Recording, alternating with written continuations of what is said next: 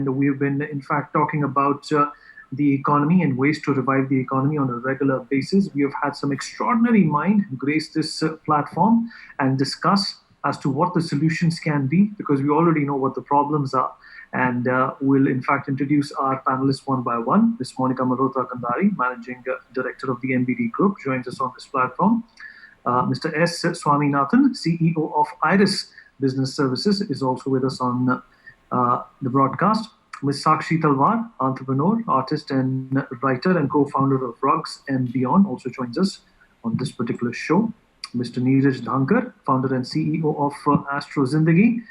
Ms. Meghna Sarogi, co-founder and CEO of Style.me, is also with us on the platform. And last but not the least, Dr. Anurag Patra, Chairman and Editor-in-Chief of the Business World and Exchange for Media Group. Everyone, thank you so much for being here. And I'm sure you know what the context of our conversation is going to be. So without wasting any more time, in fact, Monica, if I can come to you first, where do you stand on where the economy stands today? Let's say the economics being provided to us. From my perspective, if I look at it, it's a combination of economic relief and stimulus both. Focus has been more on the MSMEs and the poor and needy. That's there, and it's been great. But if I look at from the perspective of my industry, which is printing, publishing, edtech, and hospitality, we still would require much more support from the government, and which we are already in talks through various organizations, and we are very hopeful on that. Then, if I look at it, that MSMEs have been provided support, and even the definitions have changed. A lot of printers will be coming into the ambit of MSMEs, and they'll get the help in terms of the liquidity which they are looking for, and any kind of support they are looking for. And with regard to hospitality, I would not say that even with the changed definitions, many hotels will come into that ambit. So I think we should lay emphasis on the larger organizations also, because as we see that about 40 to 50% of the supplies for these larger organizations are coming from these MSMEs. And if the larger organizations are perishing or are not performing well, this supply chain will break somewhere. So I think the equal emphasis has to be given in due course of time. And of course, I think the stimulus will be coming as will be opening fully. Right now, we're looking at some partial lockdowns again. If the uncertainty still exists, even if Monica, did you say that the stimulus will be coming? For the printing. So what was that? What did Nirmala Sitharaman announce? Wasn't that a stimulus? So she's right on what she's saying. I have to lay emphasis on that.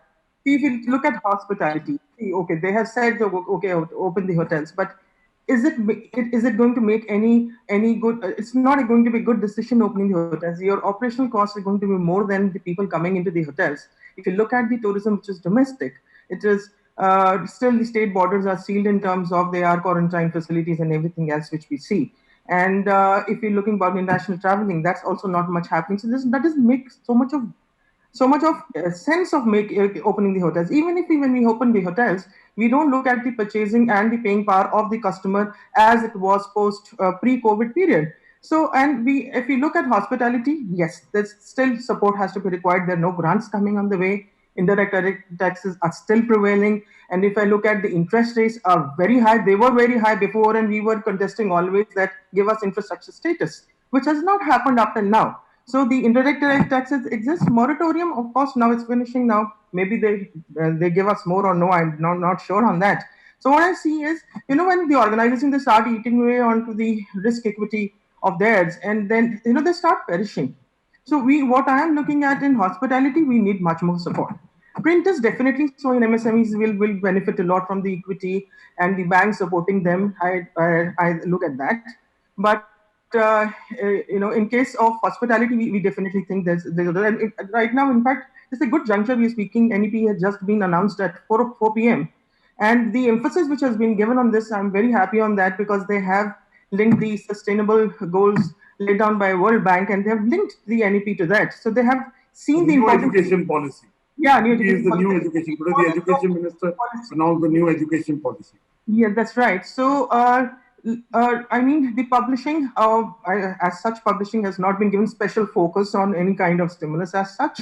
So that's why probably coming from my perspective, the stimulus has been great, which has been provided. I'm not saying that it's not been provided, but if I look at myopically from my perspective, that's what I'm putting in it. I mean, of course, the bailout situation will be MSMEs, the exports, and then as much companies we can attract to India who are looking at India, Vietnam, or Taiwan for putting up their shops. Apple has already put in their first effort over here, and we are also bullish about the FDI coming to India. Looking at the last quarter, the way we have closed, and much has come to the EdTech section. So we are realizing the. I mean, with NEP, I'm very happy that we realized the importance, and I reinstated the importance of how education has to be dealt with, or this whole vertical, and the contributors to this, which is largely publishers and government both together. So I'm hopeful on that we'll be hand hold. I mean, we will be when we go up to the government, when actually entire thing opens, schools open, colleges open, and the economy opens in terms of traveling and the mobility increases. And that is the time I think we will require much more help. Operational costs still exist even in the closed hotels, and those we're finding it difficult to manage. So we are eating away on to the equity, our own equity, risk equity, which was lying with us. So, but till how long? So that's what I'm thinking. That we hopeful on hospitality. Yes, printing and publishing. We seeing the signs of revival once the schools are opening. But right now, if I look at it, March ending was our season time when we sell our books in educational publishing. We could not sell it. The lockdown went up till this quarter. So didn't have any selling. We're sitting with stocks. We're sitting with more returns on the stock. We're sitting with the cash crunches for the next season. So and we need to start producing now. And right now the end mile has not been achieved in terms of the stocks are still lying with the distributors of the schools, and still that entire cycle has not been complete. So these are sectors. I mean, sector-oriented things can be peculiar in nature.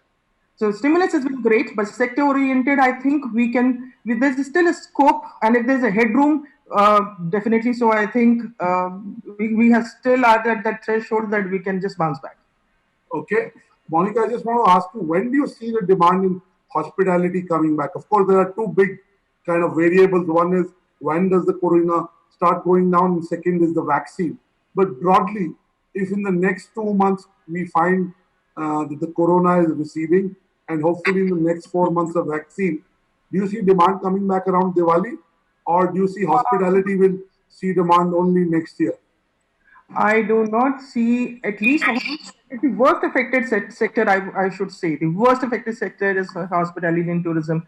And we are, I don't see that things coming to normal before 12 months, at least before 12 months. I don't see. And also even if it's coming, it's not enough to support the organizations which are big as 5-star or 3-star hotels. I mean, they're huge. So, and they're not even coming into the gamut of MSMEs. So where do we get the liquidity from? Sure. Swami, you've been a business journalist in the past, an editor in the past. You write extensively. You have an understanding of where the economy is moving. Tell us, when we are doing this discussion right now, the Prime Minister is meeting the leaders of the Indian banking industry. It's meeting the head of large NBFCs. Liquidity is a big issue. Do you have solutions for how to bring back liquidity, or do you think for the next 12 months, bringing back liquidity will be tough? So thank you, Anurag. Thank you, Vineet, for having me here. I don't think anybody has any answers. I think traditional economics has to be thrown to the winds. I think we have to completely unlearn what we've learned and do it all over again. And at the end of the day, all these little measures that you've taken in terms of credit and all that are only small suckers that can help you over the short run. Ultimately, demand generation is the key. Again, there are multiple Indias. There's the corporate India and there's the informal India. The day the chaiwala outside your studio sets up shop, that's the day things are back to normal. The day the auto rickshaw plies outside your house, that's the day things are normal. And I think there's a limit to what the government can actually do. And the bigger problem is, if you don't know how long this problem is going to last, I think it's difficult to solution. I think we're all playing blind man's buff here. So if you talk about all the learning that we have as people who studied economics, I think it's a complete waste. Okay, Okay, so well, let me ask you a more extremely direct pessimistic. question. Do you think we should print more currency and not worry about credit rating? What is your view on that? Absolutely. And secondly, Vineet, I'm not being pessimistic at all. I'm basically saying we don't know the extent of the problem. I'm being very optimistic. I'm being extremely optimistic. I think you're being realistic. Sure, you want to call it realistic, that's fine. I'm actually very optimistic at the end of the day. Swami is very sharp. He has a point of view on everything.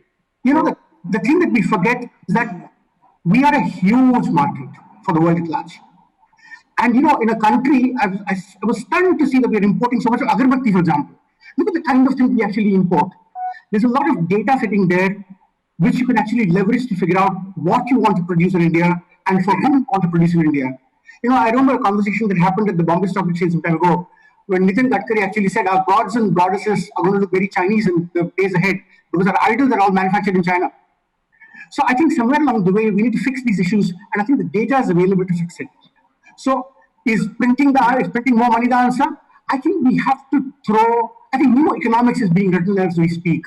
The old economics is all gone. And if there's one lesson that needs to be learned, Okay, finish your point, then I have a question. One lesson to be learned, what did John Maynard Keynes say? Dig holes, fill them up again. You know, there's also this talk about, since you mentioned China and since you mentioned that, you know, even the idols that we worship are perhaps made in China, you know, there's this talk of, you know, an opportunity being constructed at this point in time because China is ostracized, China is relegated, so India can fill in these shoes. Do you think all of that chatter is hyperbolic? I think there are two answers to this. One, supply chains cannot move at the speed at which we speak. It cannot happen overnight. However, if India is seen as a dependable place to make things, people will come here. I think the wishy-washy policies in the past are the reasons why significant investments did not happen. And secondly, who can wish away the market that we have? We do have a huge market. We have a market for broken biscuits. We have a market for high-end biscuits. We have a market for cheap phones. We have a market for expensive phones. We have a market for everything you can think of. So I think anybody sitting outside overseas would be a fool not to have capacities created in this country for serving the demand in this country. Okay. Swami, I want to come back to you and ask you one question, which is about demand. And you know, we know that it will come back temporarily around Diwali. That's my view. I'm not putting, but I want to talk to you about demand. But let me bring in Meghna. Meghna, retail overall has been decimated. You know, when the malls opened a couple of weeks back, for the first 3 days, in 80-90% of the outlets, there was no visitor for the first 3 days. And even now, malls are at best tepid attendance, tepid sales. And I'm being polite. So do you think digital will enhance the retail experience? We talk of omni-channel. Do you think digital e-commerce will make up and D2C will make up for lack of traditional retail working in the way it has been working? Totally. So we've already seen how the industry is moving towards, going digital, and we all know that our government is on this mission of Digital India.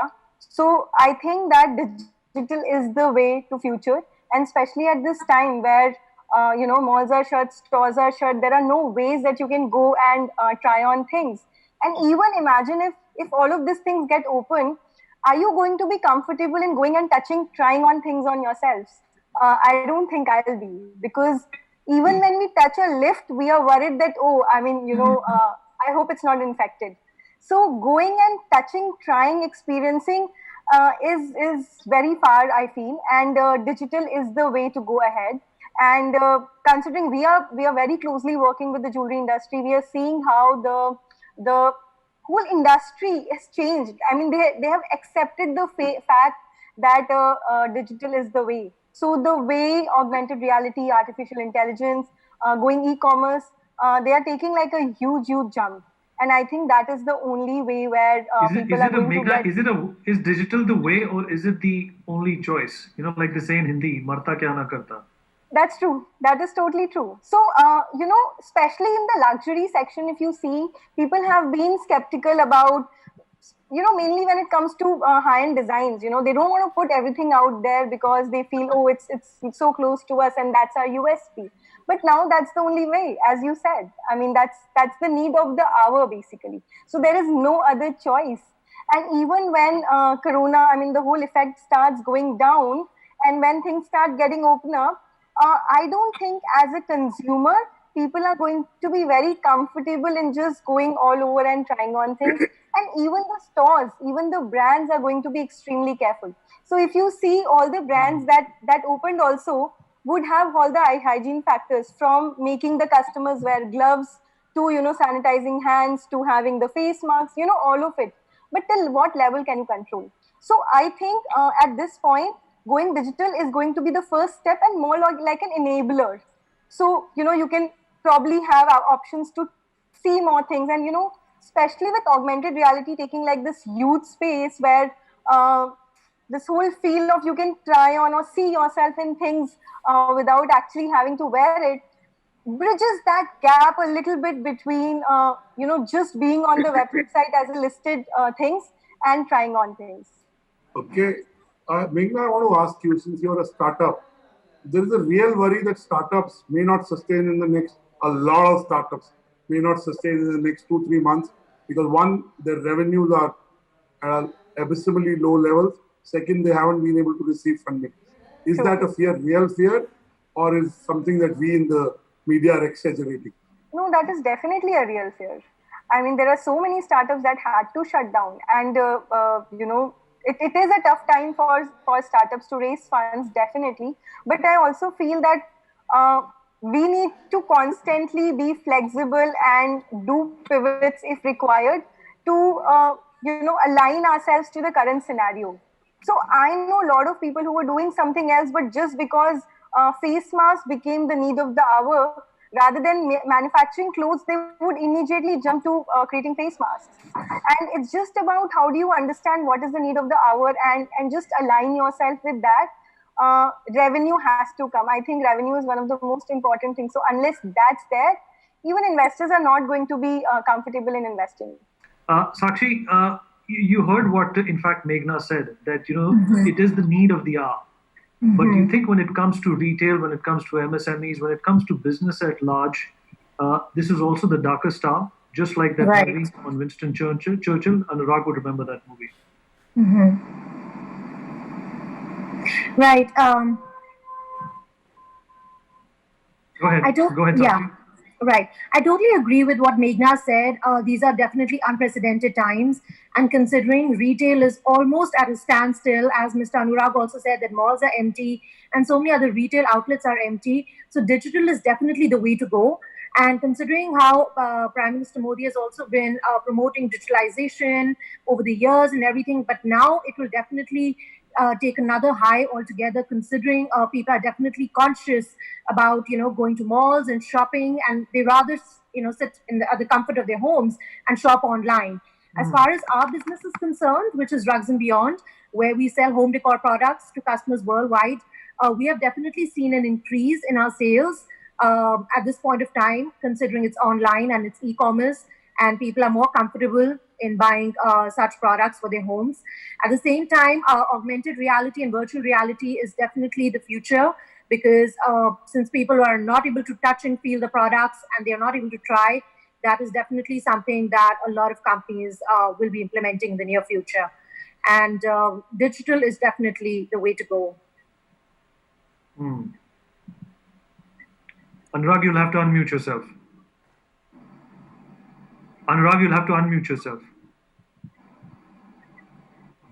Sakshi, I'm saying you were on the show 3 weeks back, and are the sales better in the last 3 weeks, or nothing has changed, or has it got worse?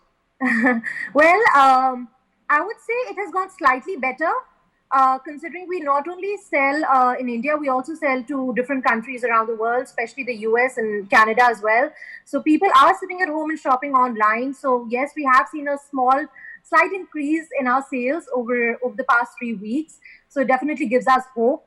And at the same time, we are also, trying to inculcate different ways to better customer experience, because obviously, we sell high ticket items, and obviously people are not comfortable to just, buy it in one shot. So I feel that startups, what they need to do is they need to come up with newfangled ideas, be creative, be innovative, and come up with different things that can actually boost the customer experience while they shop online. So I think that's definitely one way to go as far as e-commerce is concerned and shopping online. Thank you, Swati. Neeraj, I did ask you just before we took the break that you write on the intersection of astrology and business. I'm not sure What, if he's here. what is in it for store for us? I'm not sure if Neeraj is here. We can't see him as yet. So we'll wait for him. He's logged in. Okay, He's well, logged in, but I on take the same question to Monica and to Meghna and to Swami. When do you see the demand coming back? Because at the end of the economy is about demand. Demand is related to jobs. Businesses are not doing well. Jobs aren't there. So what is our hope?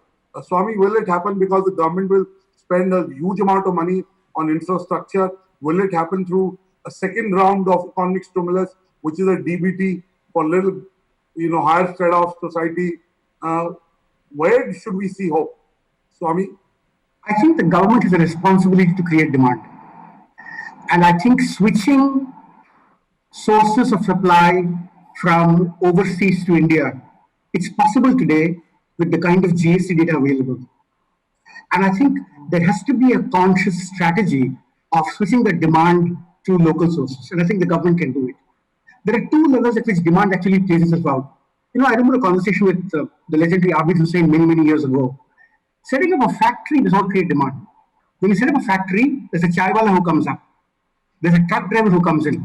There's an auto wala who flies outside. There are other things that sold around it at the end of the day. And I think the whole process ultimately is what creates demand. If you want to take long gestation projects like investments, it does not solve the immediate problem.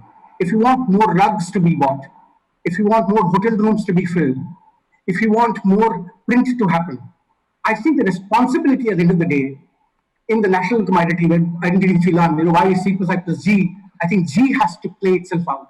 G has to basically go up for demand generation. Because private sector will move at a slow pace.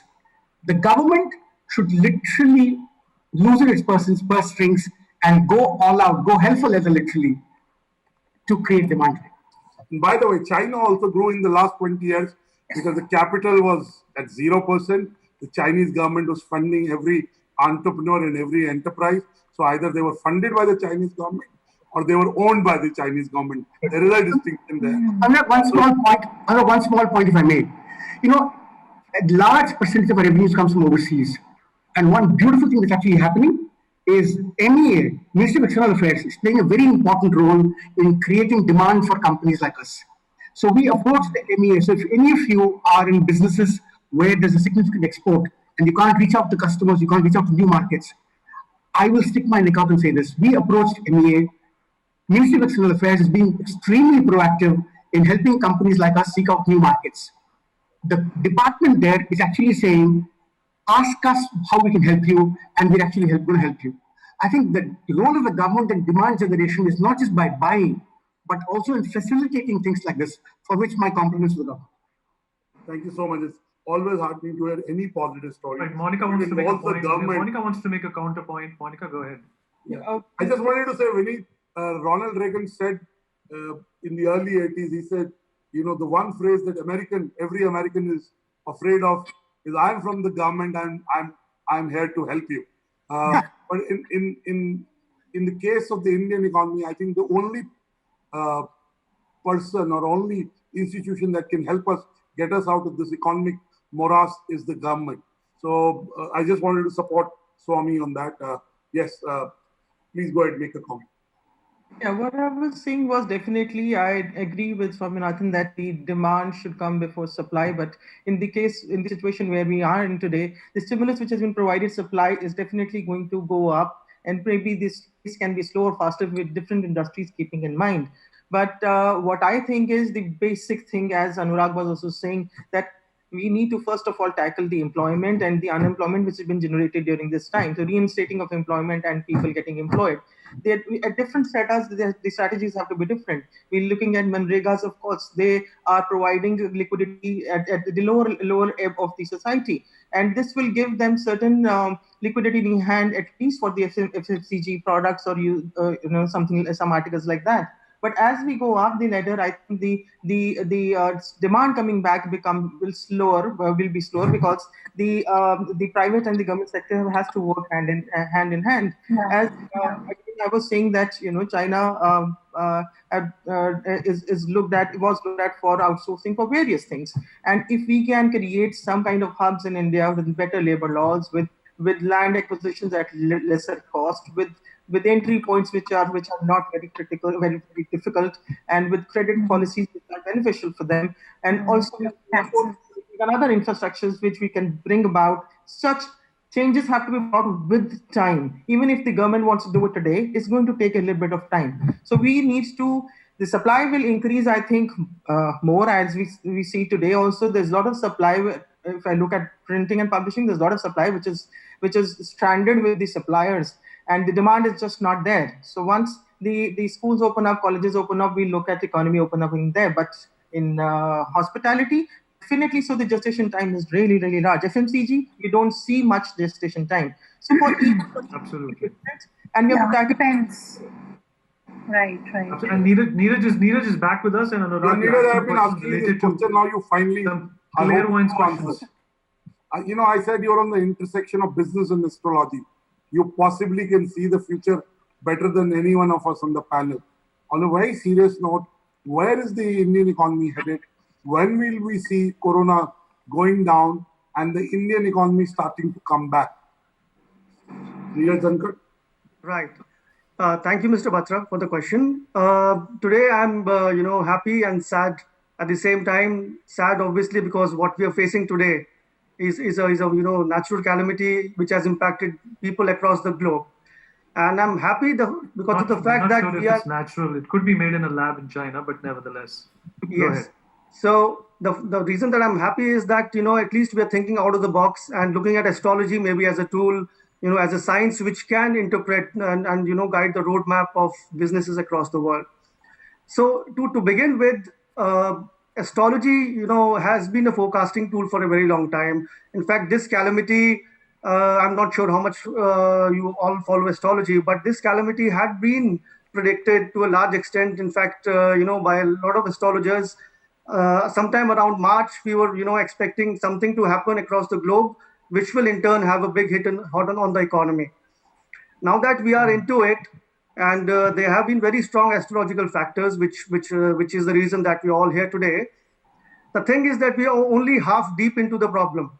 The solution is not really inside if you look at the short term, because this transformation, this economic slowdown, if we were to call it that, is because of a planet called Saturn, which is actually, taking or testing us through different measures, asking us to think out of the box, and reorganizing the entire industry, so as to say. So right now, the economic losses already have been, projected to be more than $9 trillion across the globe, and that is an estimate which has been, a month back. So I'm assuming it's going to go up. The sectors we have seen, energy sector, petroleum, oil and gas, we know how they have really, come down thanks to the lack of demand across various industries. But I think we still have some hope because there are a couple of changes likely to happen sometime around end of this year. So around September to November is the first milestone where we can expect some kind of a breakthrough in terms of demand. Now, that might come into picture through different sectors. Hospitality might be one, but still we are still not over out of this epidemic. And so as to say, I think my projection is that's roughly around April to July next year is the time when we will be seeing some kind of a light at the end of this tunnel. So that is what I foresee through my own experience in astrology. I keep saying that the light at the end of the tunnel is not a train. Yeah. And I keep saying, Vineet, that we have to now find light in the tunnel. We don't have to wait for the end. So we must find light in the tunnel. But bringing Meghna, again, Meghna, what are you doing to pivot in your business? Have costs become, for the first time, lesser than revenues? Is it because for most startups, funding was easily available, money was available, so sustainability, break even, these were not words that were fashionable to be used. So how do you see the mindset of entrepreneurs changing in the last 4 months?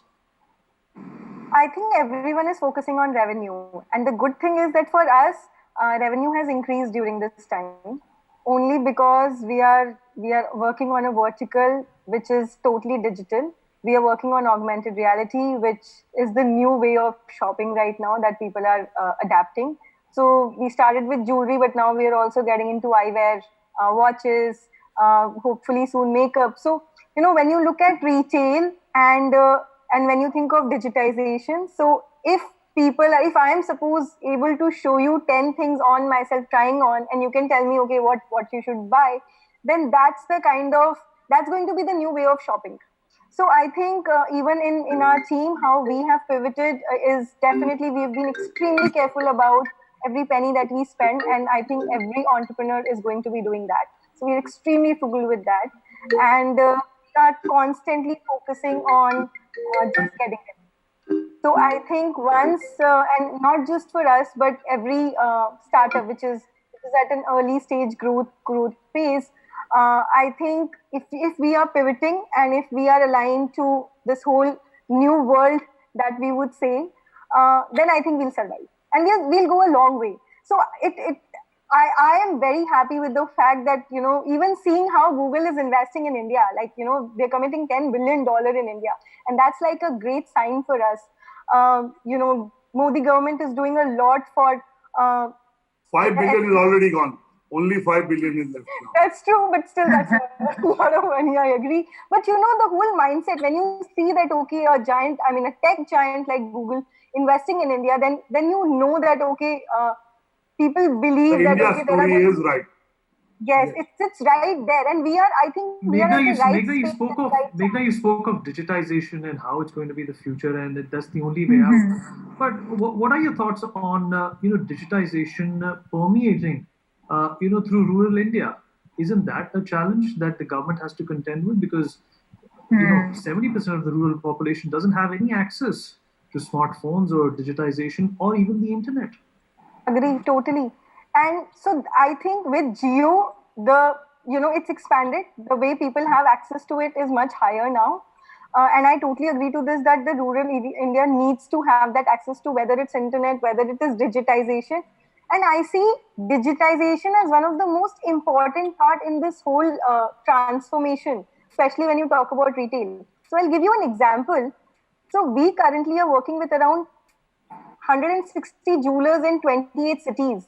And we are there in cities where probably you'll not even have a train going or a plane going. So if you look at these people, I think everyone is trying to be extremely progressive. They know what's the need of the hour. And even if it takes us time to reach there, they're very keen to be aligned and, to be at par with what people in metros are doing. So every day, we have someone, we have a client, we have someone who's using our technology in Akola. There is someone in Rajkot, Kota, and I know, there are other small villages and towns that can adapt these technology. But the biggest thing which is amazing for us to see is that everyone is totally accepting it. Everyone wants to go digital. Now, the challenge is that it takes money. There is a cost involved to it. So if you want to go digital, if I want to sell a product to rest of the world, the product better look amazing on the internet. Now, for the product to look amazing, there has to be a cost of photography or, putting in data together. Right. Now, how do we take care of those costs, and how does government support in ensuring that at least, all these small retailers of whichever domains are at least able to digitize their entire inventory, put it on an e-commerce and put it out for the rest of the world to buy it. So I think digitization itself is a huge challenge, but it's a great enabler. It's a future. Monica, while hospitality and your traditional education books publishing business has been impacted, the silver lining in the cloud for you is the edtech venture. I mean, you had lots of digital content, and the acceleration in the last 4 months has been like 10 years. So tell us, is that a silver lining that will become really I fully huge? agree with you, Anurag, that that's a silver lining. In fact, within this 120 days of these 3 months, 4 months, we've seen that the entire education system is falling back on the online way of education. Though we were investing like past 20 years or something, 10, 15 years, something, we were investing in this format, which is digital education. Now, what we see is that, yes, as Vineet also said that 30% of people only have the smartphones, and the smartphones in proliferation is so less than what we are looking at in terms of the other gadgets will be much lesser. And right now, when the parents were sitting at home, they were probably sharing their devices with the children, and they had the access to the devices. So devices is a bottleneck which we are looking at, which government is also thinking that how we can include the children who do not have devices. So that is their way forward, which they're trying to do in some years to come. And the other thing which is great about India is that we have the least internet charges compared to the world. We have Yeah. least some internet charges, so that goes as a plus point for digital education. But what I look at is which I look studying for 2 hours minimum, so having some classes and then doing self-study for another 1.5 hours, then assignments for 2 hours for such a long period of time sitting in front of devices is practically impossible. And thinking that traditional learning and teaching will be replaced completely, I do not think so as we open out of COVID. And I think hybrid model will come whereby the usage of online will be much more than before, because now the hesitation to use it has gone. So a lot of, a lot of platforms have come like Zoom or like the other platforms which have come like Google, and there is a lot of platforms where teachers are using these platforms to impart education. But I do not think that it's going to replace. Yes, we are pushed towards it because this is the only choice we have as of now, and that's come to our safety right now. At least the education is not getting hampered as much we was thinking for. But going forward, I think we're looking at the new NEP. These maybe the exams also go online later. So which I can feel maybe when I read the whole document, that also comes into picture. So a lot of online material is going to be used. We also have launched an app. We have a lot of digital content which is vernacular and matched to various boards in India, abroad in India. We have a lot of digital content, and we have launched an app also during this time. And we are working on furthermore into new solutions. As Meghna also told that we should work on different solutions which are more innovative, and we all are doing it. And the augment, and I was happy to hear about augmented and virtual reality, which we using in education past, I think, 5 to 6 years already. So I think education is by far using technology and these platforms in a much bigger scope, probably than the other industries which I'm, Right. So I think, yes, it is a silver lining, and a lot of startups are also happening in this direction, and there will be a lot of collaboration, and people will be working together towards it. And I personally feel as MB, I think that we have a lot of scope, and this is going to be, I think, when we are pushed towards it, and when even the end customer is using it now, so it becomes more meaningful, because then they're also using it with wholeheartedly, and they don't have any hitch. The teachers are more for proficient to use it. So the entire ecosystem has changed. That hitch has gone. So I think the More adaptable. better than before within these formats. Okay. Neeraj, just before we get into our last segment of asking you where the economy, demand and liquidity will be in the next few months, let me ask you, there are some sectors we know that will bounce back in a big way in the next few months. But tell us the sectors which are not obvious to the eye, that we are not thinking about, but are primed to be back. Neeraj? Yeah. So I think we have seen the downturn in oil prices for now. I mean, that's a given that as the demand picks up, the oil sector will also rise and the prices will go up. So the investments that have been made so far will obviously pay back handsomely. But that is sometime around next year. Apart from this, I think manufacturing is a big play that that is going to be a key for how companies now start manufacturing, how they produce, how a greater role of digitization can happen. So anything which is out of the box, which calls for new business models, that is something which we need to adopt as an economy. Not just in India, it's a global phenomenon. So, the technologies have to be, across the globe. So I think there's a big market there, even the small segments, like gems and jewelry, that will also... We just have a couple of minutes left in the program. So Anurag, we should get to our customary session. The nearest complete, and then we just get into our last. So, so there are all these segments like oil and gas I mentioned, gems and jewelry, exports, also shipping. Shipping is a big sector, I think, which has a lot of play, which is going to come back to its normalcy very shortly. Yeah. Okay. And at this point, let me start wrapping up the show. Let me ask quick answers. You what your prediction for the future is.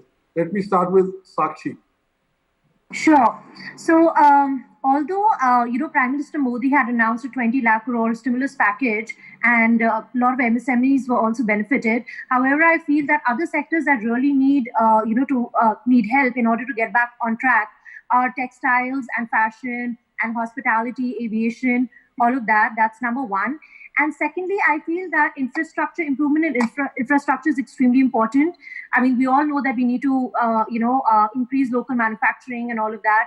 However, till we don't get our infrastructure and land development in order, manufacturing will not be, on the right track. So I feel that these are the two important things that we need to focus on in order to get the economy back. Swami, your quick comment? Anurag, before I get to that, one small point about digital. There are 2.6 lakh community centers across the country through which people are ordering stuff. You don't need to have a smartphone. These 2.6 lakh community centers are in the 687 districts in the country. And I think they provide a huge promise in terms of the retail bounce back. We learn in economics that in the long run, we're all dead. I think in the current situation, in the short run, we could be dead, but in the long run, we'll actually thrive. It doesn't matter which sector. I think the short run uncertainty is what scares us. I think the long run, once the vaccine comes in, given the market that we have and given the efficiencies that are coming into this, I think across sectors, we're in for a good time. But what is the long run? Beyond the vaccine. Okay. Neeraj, your closing comment? Yeah, so I think I agree to what Swami just said. It's the long term that we need to really think about. Short term, we will eventually come out of this. So my forecast is that, sometime around November onwards, I think you'll see a good growth in demand. Right around Diwali is what you mean. Yeah. Yes. Meghna, your comment and one trend that we still haven't caught in a big way. So, Meghna, we've completely run out of time, so please make it brief. Yeah, so I feel that, as Sakshi said, manufacturing is going to be, a challenge. So a lot of people have lost jobs and they've gone back homes. And especially, manufacturers, like people who would work in your factories, if they are not there, then your factories are not going to start. So it is extremely important for the government and for everyone to build that ecosystem that everyone comes back to work together. And I think once that is done, then there is no that will happen post shut. Shut is very big. Post that, people will come back. That's a proven time. Monica, your final comment on when do you see the economy coming back? I think it is, as I said, it's different for different kind of businesses when the economy is going to be back on track or business is going to be back on track. But I think that we should start looking, governments anyways is focusing on the more labor intensive industries, which is they're looking at agriculture, infrastructure. So I think, and manufacturing. So they are laying emphasis on the industries which can provide more and more employment. And that's going to be the key. More employment, money to people. The demand will increase, the supply in any ways we are giving the stimulus on that. Okay. All right, thank you, Monica. Thank you, everyone, for being a part of this amazing show. Anurag, thank you so much God bless for you. helping me out. And thank you, guys. thank you, everyone, for being Thank you, everyone. It was a pleasure. Thank you so much. For more such videos, subscribe to the NewsX YouTube channel, hit the bell icon.